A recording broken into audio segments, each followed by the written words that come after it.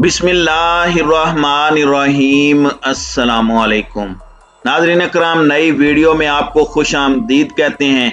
Reason से कुछ ऐसे मामलात निकल कर सामने आ रहे हैं जो पूरे खित्ते के डायनामिक्स बदल सकते हैं। दोस्त और दुश्मन की पहचान खत्म होती जा रही है। हाल ही में बलूचिस्तान में जो वारदातें हुई और जो अफगानिस्तान से हमले हुए, उस पर रियासत पाकिस्तान ने ईरान के हवाले से पॉलिसी का असर नौ जायजा लेना शुरू कर दिया है, क्योंकि अब जो अंदर से खबर निकल कर आ रही है उसके मुताबिक ईरान की टॉप लीडरशिप पाकिस्तान में हमलों में मुलविस है, जिसका टोटल मकसद सी पैक, गवादर और पूरे बलूचिस्तान में हालात खराब करना है। और सुबह सिंध के शहर कराची को भी हिट लिस्ट पर रखा गया है, जिसमें इंडिया की एजेंसियां भी ऑन बोर्ड हैं। और इस सारे खेल के पीछे इस वक्त एक शख्स का नाम दुनिया भर के मीडिया और थिंक टैंक्स में गर्दिश कर रहा है, और वो है इस्माइल कानी। जी हाँ, इस्माइल कानी ये ईरान का ब्रिगेड जनरल है, जो ईरान की इलीट फोर्स यानी पासदाराने इनकलाब का सरबराह है, जिसे कासिम सुलेमानी की शहादत के बाद अपॉइंट किया गया। ये वो शख्स है जिसे अफगानिस्तान और पाकिस्तान इन दोनों ममालिक में प्रॉक्सी ग्रुप्स का मास्टरमाइंड समझा जाता है। ये शख्स पाकिस्तान और अफगानिस्तान दोनों ममालिक में खुफिया नेटवर्क्स चला रहा है, जिसका मकसद अफगानिस्तान और पाकिस्तान को डिस्टेबलाइज करना और मखसूस फिरके से ताल्लुक रखने वाले लोगों को यूज करते हुए पूरे मुल्क में जासूसी का नेटवर्क कायम करना और उन्हें हथियार और ट्रेनिंग देकर बवक्ते जरूरत उन्हें बगावत के लिए उकसाना शामिल है। वाज़ेह रहे कि इससे पहले जो कासिम सुलेमानी था वो इराक, शाम इन जगहों पर प्रॉक्सी ग्रुप्स का माहिर था, लेकिन जो कासिम सुलेमानी की मौत के बाद इस्माइल कानी को सरबराह बनाया गया है, इस शख्स की एक्सपर्टीज पाकिस्तान और अफगानिस्तान के हवाले से हैं, जहां ये ज़ैनबीयून और फातिमीयून के नाम से ब्रिगेड चलाता रहा है और मकामी लोगों को भर्तियां करके उन्हें शाम और इराक में लड़वाता रहा है। और बलूचिस्तान में होने वाले हमले के सारे खुरे इसी की तरफ जा रहे हैं, क्योंकि इसके मतहत ईरानी इंटेलिजेंस एजेंसियां बलोच अलहदगी पसंदों को ठिकाने फराहम कर रही हैं, जिन्हें ईरान में ट्रेनिंग और हथियार देकर बलूचिस्तान में इंटर करवाया जाता है, जहां दहशतगर्दी करके ये लोग वापस ईरान फरार हो जाते हैं। ये सारा खेल अब एक्सपोज हो चुका है।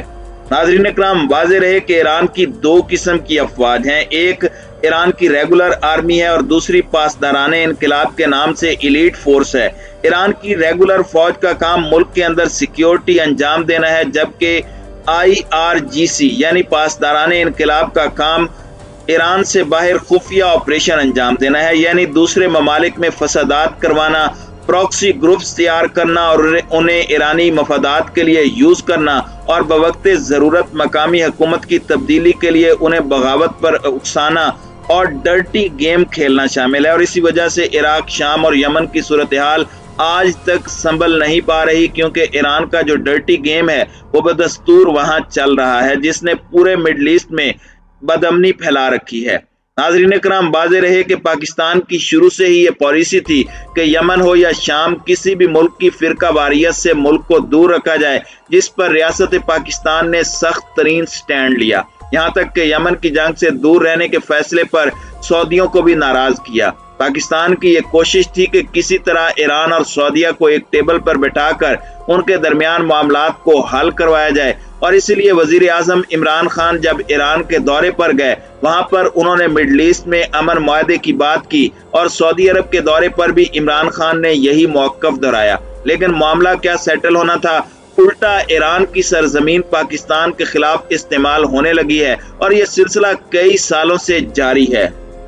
नाज़रीन इकराम, आपको याद होगा कि ईरान की सरजमीन पर काम करने वाले कुलभूषण यादव और उज़ैर बलोच को पाकिस्तान ने गिरफ्तार किया था, लेकिन पाकिस्तान ने अमन की खातिर कुलभूषण यादव और उज़ैर बलोच का मामला डिप्लोमेटिक तरीके से हैंडल किया, ईरान की तरह शोर शराबा नहीं किया। जबकि दूसरी तरफ ईरान का ये हाल है कि जब भी कोई पटाखा ईरान के सरहदी इलाके में फटता तो ईरान की सरकारी फौज उसका इल्जाम पाकिस्तान की एजेंसियों पर डाल देती, बल्कि धमकी आमेज लहजा ईरान की तरफ से इख्तियार किया जाता, और फिर पाकिस्तान की जानिब से सख्त तहफ़्फ़ुज़ात के बाद ईरानी जनरल को हटाने का टोपी ड्रामा भी किया गया। लेकिन ये मामला आखिर कब तक पाकिस्तान बर्दाश्त करेगा।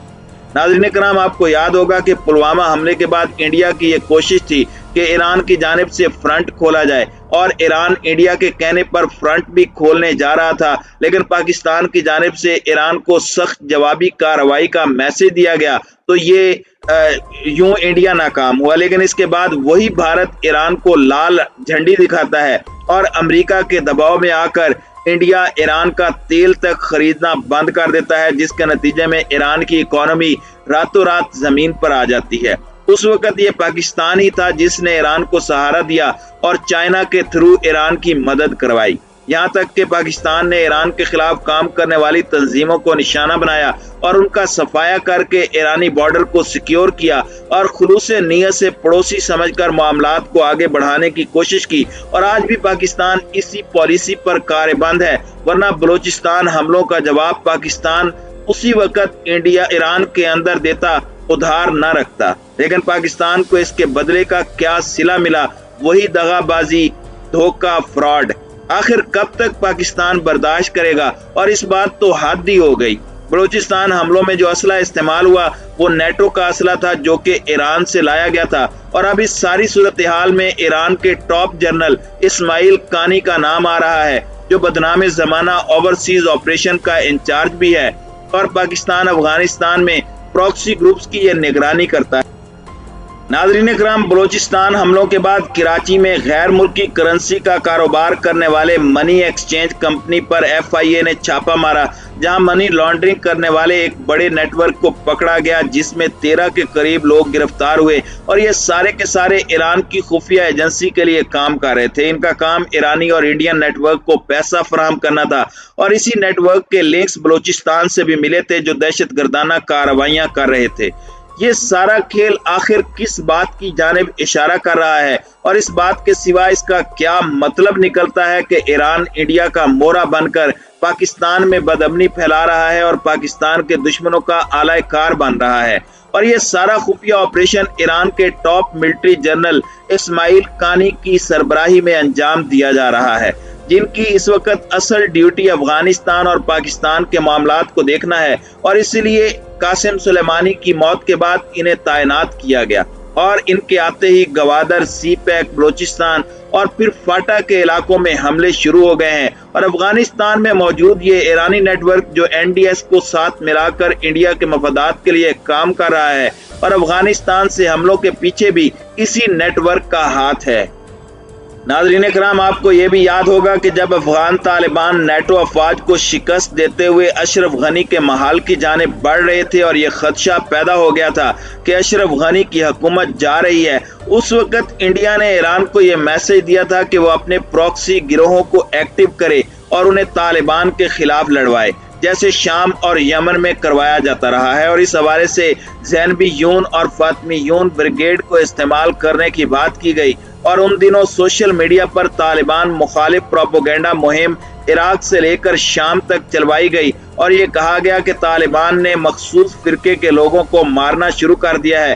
लेकिन ये सारी खबरें झूठी थीं और इन सब का मकसद अफगानिस्तान में लड़ी जाने वाली जंग में तालिबान को हराना और पाकिस्तान को शिकस्त देना था। और इस सारी गेम के पीछे भी भारत का हाथ निकला।